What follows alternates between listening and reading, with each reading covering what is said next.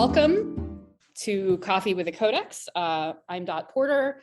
I am a curator in the Kislak Center for Special Collections, Rare Books and Manuscripts, the University of Pennsylvania Libraries. I split my time between the Kislak Center and the Schoenberg Institute for Manuscript Studies, or SIMS, which is a research and development group within the Kislak Center that focuses on manuscript studies, sort of broadly defined. We do a lot of digital work, and actually my job as the curator of digital research services focuses on the digital part, but that includes working with the manuscripts in sort of virtual spaces, which is what Coffee with the Codex is. It's also just a great opportunity for us to spend a little bit of time each week looking at a manuscript from our collections, and that's what we're doing today. So the book that we're looking at today is this beautiful one right here. This is LJS 361.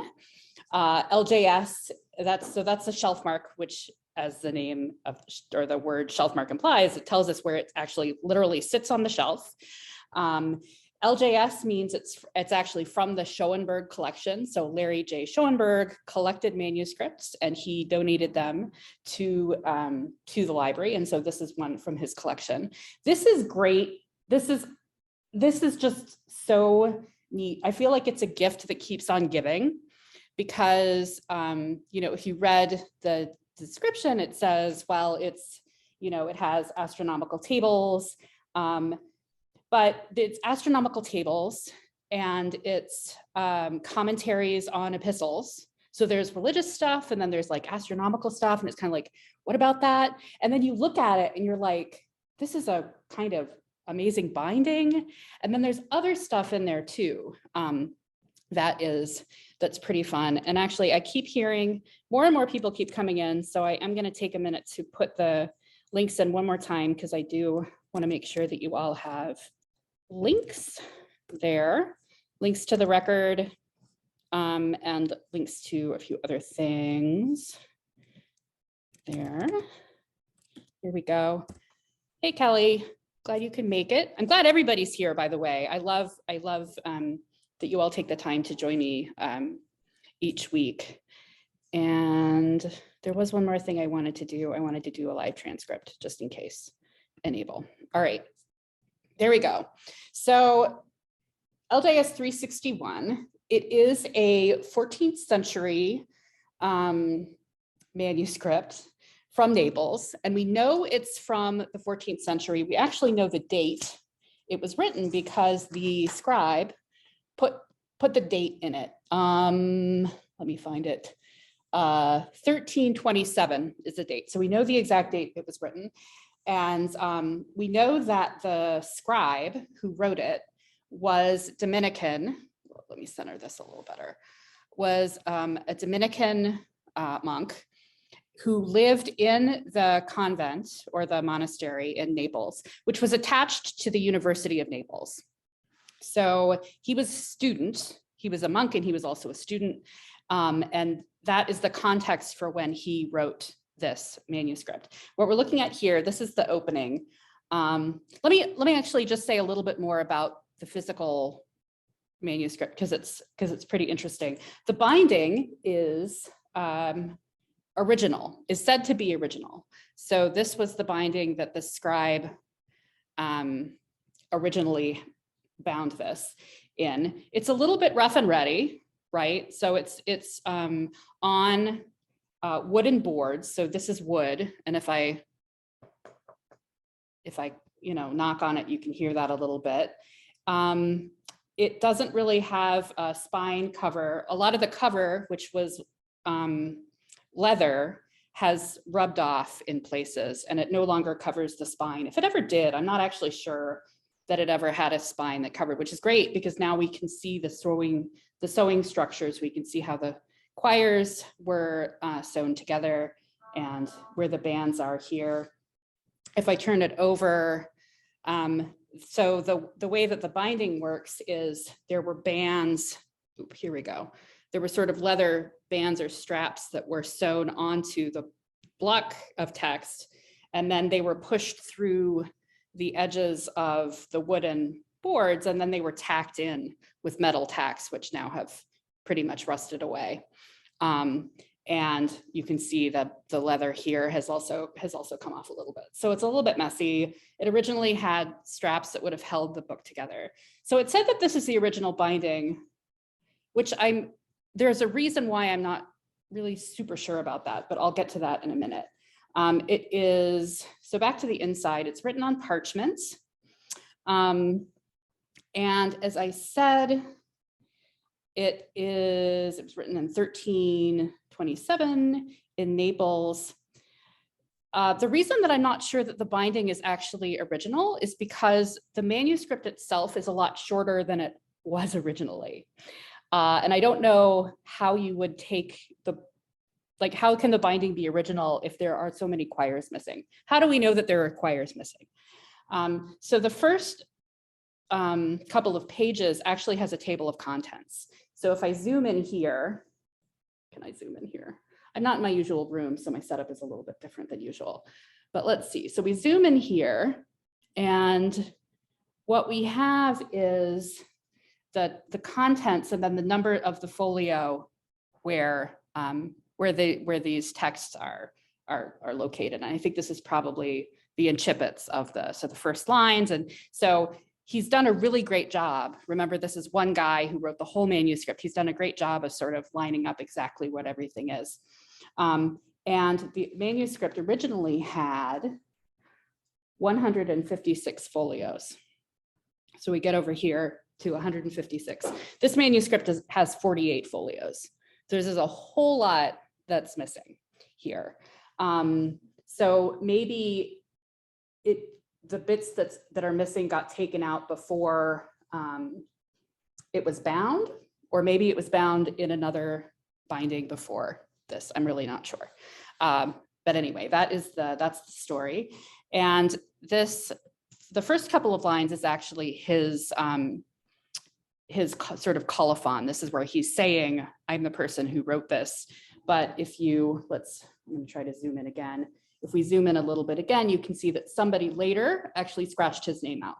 So we don't have his name anymore because somebody scratched it out. Interestingly, and this is going to be a little more important later, we have a note at the back. So I'm going to flip to the back. I promise we'll look at more on the insides in a minute. I want to get this part out of the way. So if we get to the back, there are several notes here, including, I think, this note here in the middle, which says that the book has been borrowed. It was loaned to another Dominican monk, and he paid a florin to make sure that he would return it. And so did he ever return it? Did the scribe who wrote the book ever get his book back? We don't really know. But it's sort of an interesting story in the tale of where this book has been, and it's been some interesting places. So what exactly, let's get back to this. What exactly is this book and what is it doing? So it's like, I think of it like a little sandwich. It's like a fun little sandwich. The opening and closing sections are astronomical and astrological tables. And this would have been of interest to the scribe, both as a student at the university and as a Dominican monk. And I have a list. They're not, unfortunately, in the catalog record, but I have a list in the book that we have on the shelf of all of the tables. So we'll take a minute and sort of look at all of these tables and see what they're doing here. So the first table is the calculation of the day of the week for any year from 1204 to, I think that's 1512. So 1204 to 1512. Apparently, you could use this chart to calculate the day of the week. I am not a specialist in this by any means, so I have no idea actually how this table works, but that's what it is. That's what it is said to be up here, and the dates are here on the side. And I don't know if these are. I think these might be months. October. No, I'm not actually sure what that, because that looks like January and that looks like October, but the other one's February. I don't know. And then we turn the page, and the next one is the calculation of the Sunday letter and the golden number from, this is the Sunday letter from 1204 to 1736. So remember that this was written in 1327. So he's actually looking many, many years ahead here. He's got it to 1736. And then from 1215 to 1728. So using these tables, you could calculate. So the Sunday number and the golden number, these are, sorry, the Sunday letter and the golden number, these are, you see these in books of hours, in the calendar of books of hours, and these are used to determine what readings, I believe, what readings you have from the Psalms and maybe from the Gospels on various days. And so this is a chart. This is how you figure that out today. And it's, I think there must be a similar way that the church still, you know, they're still using these same sorts of determinations now. So that's what's happening in that chart.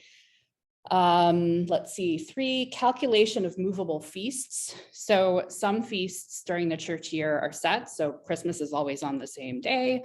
Other feasts move around. Easter is the big one, right? If you know one thing about the Middle Ages and, you know, the dating of, well, religion in the Middle Ages, like Easter is like a huge, huge deal. And so being able to calculate these movable feasts is important. So that's what this table is doing here.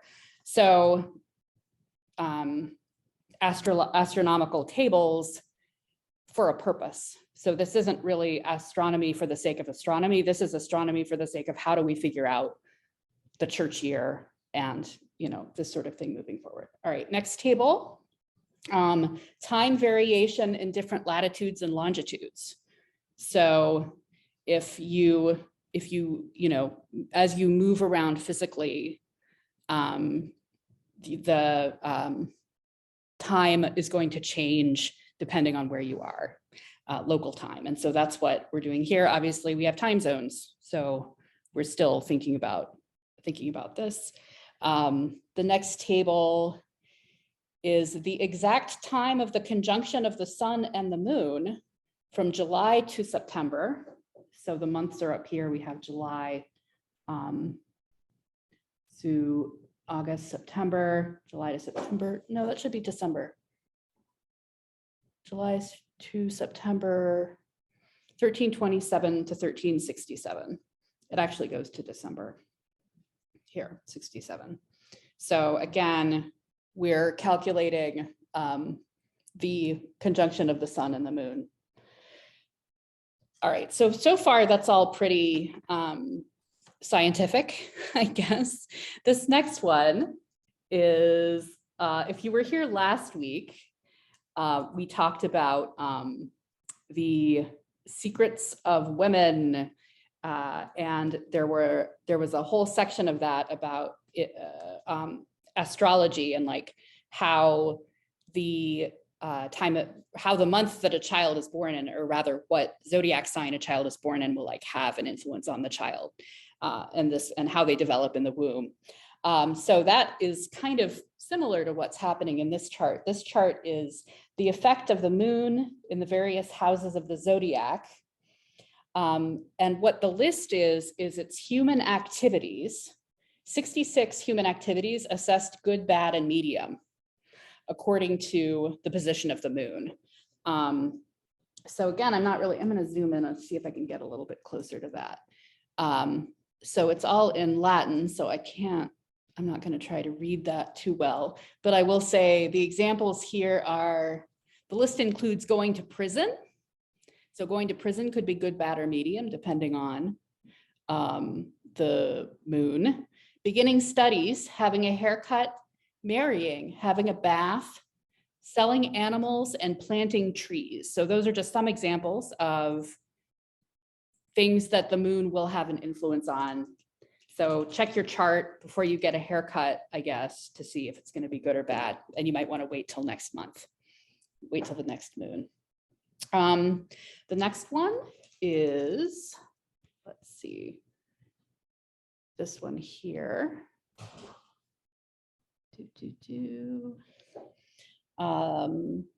The number of hours in the day and night of every day of the year.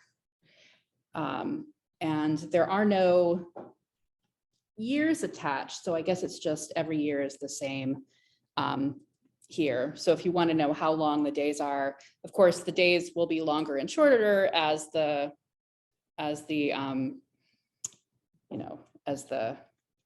Earth moves. I guess they didn't probably think of it that way. So there's that. Let's see, number 7 day, the conjunction of the sun and the moon from January to June. That's what's happening here. So now we're talking about the sun and the moon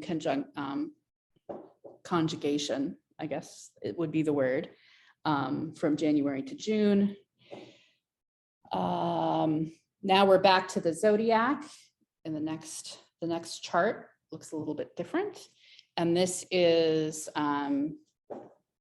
the parts of the body dominated by each sign of the zodiac, with notes of the medical activities appropriate to each sign.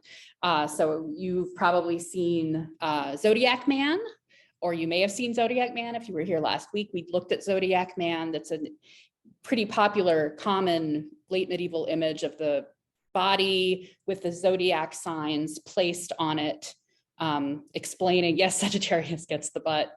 It's great.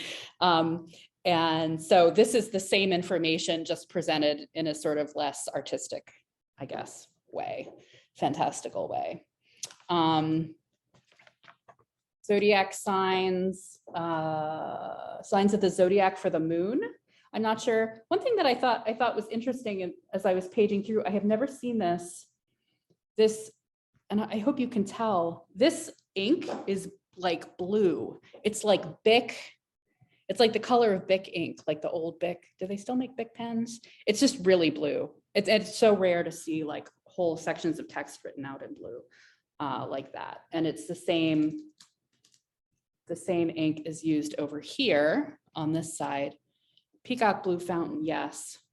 And what is going on over here? This is the influence of the planets on each hour of the whole year. So we're getting really specific, not just by day, but like by hour. So they took the zodiac very seriously. Let's see. I probably don't have to show you all of these, but they're just so neat.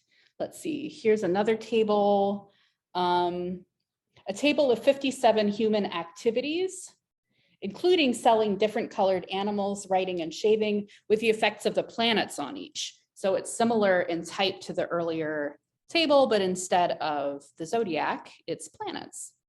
Planets there.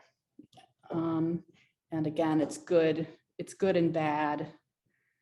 I don't see medium, but that's okay. The parts of the body dominated by each planet is here.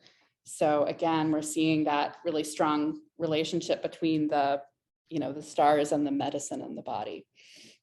And this is more movable feasts here from 1327 to 1400. 1327 to 1400 down here. All right. Okay, so that's the first part, which is the sort of astrological and astronomical part. But as you've seen, it's very much a practical text, and the astronomical parts are not. It's not like a Sacro Bosco, which is a very popular astronomical text where you see diagrams of things like when the sun gets between the Earth. You all know what I'm talking about. The Earth and the sun. It's more like, how do you figure out what days you do particular things or what days you pray?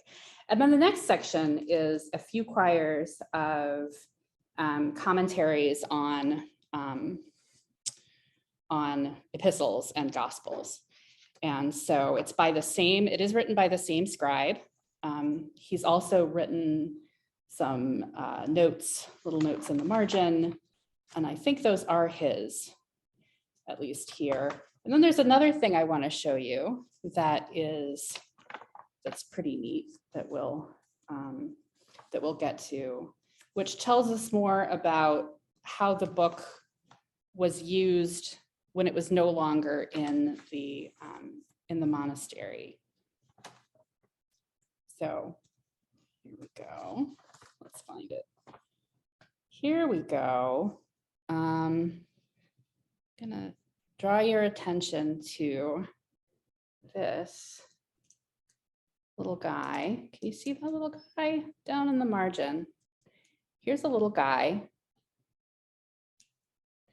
in the margin, and there's a note. I'll paste them again before I close out in case you missed it, but there's a link to an article there that talks about this little guy, and there's another couple. Let's find him. Here's another one, this little guy, and then just a couple pages on.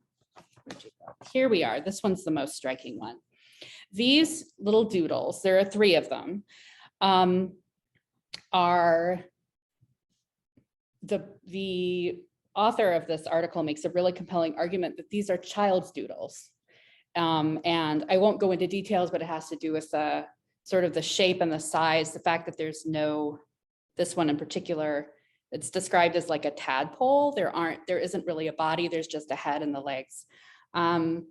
And so at some point, after it was no longer in the monastery, children got a handle on this and drew these little doodles. And one thing that I thought was particularly interesting is like kids, if kids get their hands on books, they're gonna, draw things on them. I mean, I'm sure that I did when I was little. But one of her arguments is that the doodles are not random. So in the text that is on this page, there's something in there about actually a horse or leading a horse is mentioned. And so it is interesting that this happens to be doodled here. So was the text actually being used to sort of educate a child? And the age, because of the way these are drawn, the child, or perhaps 2 different children, were quite young, certainly younger than 12. I think this one is probably, whoever drew this is more like, between 4 or 6. And I do encourage you, if you're interested in that, take a look at that article because she makes a pretty compelling argument. And she talks to some childhood, people who study the history of childhood development. And then this one and the other one, if you can sort of see, they're a little different, and they have these little things on their heads. You might say they have little horns on their heads. The section around here discusses demons. And so perhaps this is like they're illustrating a little demon with the horns, which is sort of neat. The author didn't point this out, but I'm going to point this out, that this corner has also been ripped out, perhaps by a little child. I'm totally guessing. But I think it's interesting that we have this, this manuscript that we know was written in a particular place in a particular time for a purpose, and it's been completely repurposed, later on by an audience that is this child or children that the writer could not have imagined. And I just think it's very neat. And it's also making me think of other doodles that I've seen in the manuscripts that we have that I'm wondering like if they're also by children.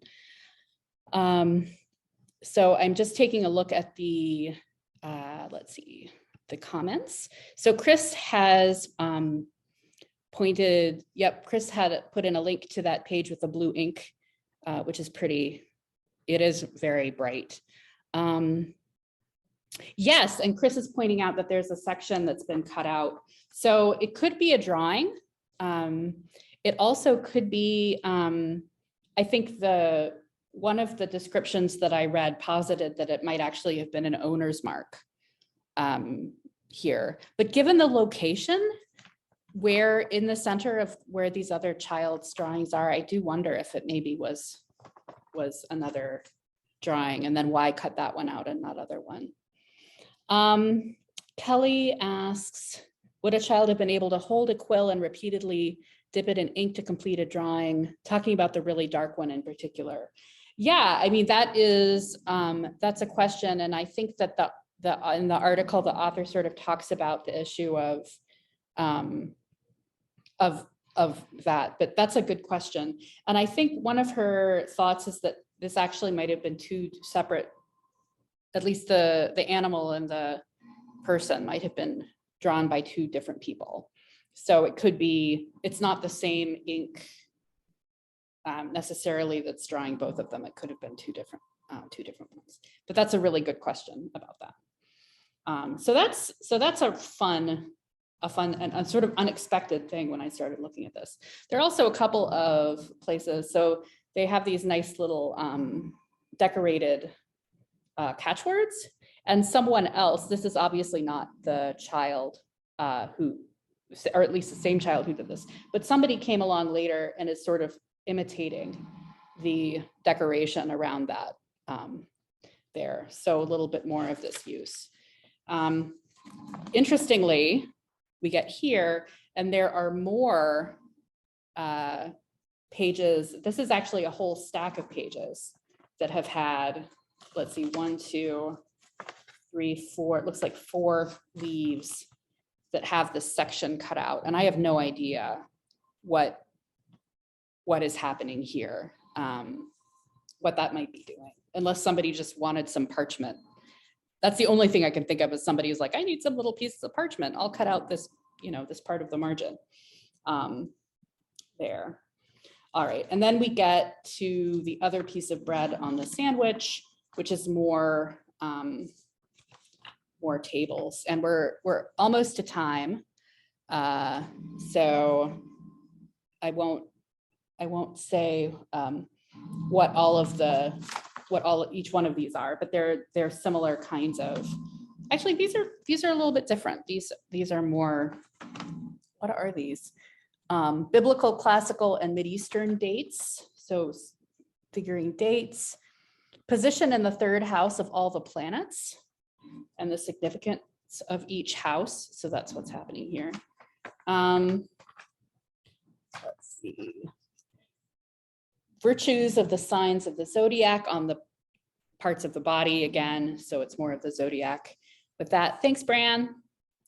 Movement of each house, characteristics of luck. So lots of these, and then more of these tables. So there we go. So Elizabeth asks, would they have used that parchment cutout to patch something else? Entirely possible that it could be used. I mean, it's really hard to know who cut it out and why. It could have been those kids. I want the kids now to do everything in this book. I don't know. Let's see, Chris says another option for those rectangular cuts is someone taking notes and physically excerpting them from the margins for their scrap. So that's another possibility. All we can do is sort of guess. I think they all make sense. So we are at 12:30. I am going to put in the links again. Oop, that wasn't what I wanted. Hold on. Just one more time for anybody who missed them. Next week, we are going to be looking at a MS Codex 1056, which is a book of hours. It's really neat. So I hope you can make it. 2 weeks from now, we're going to be looking at some 16th century German treatises on munitions, and that should be interesting. No coffee with the Codex on the 15th, because I'm going to be teaching that week. Email me about things you'd like to see or anything like that. I love getting emails. Join our mailing list if you haven't already. We're on YouTube, and there's our schedule. And thank you so much for coming. It's always a pleasure to see you and to talk about our books. And I hope that I will see you again next week. Bye, guys.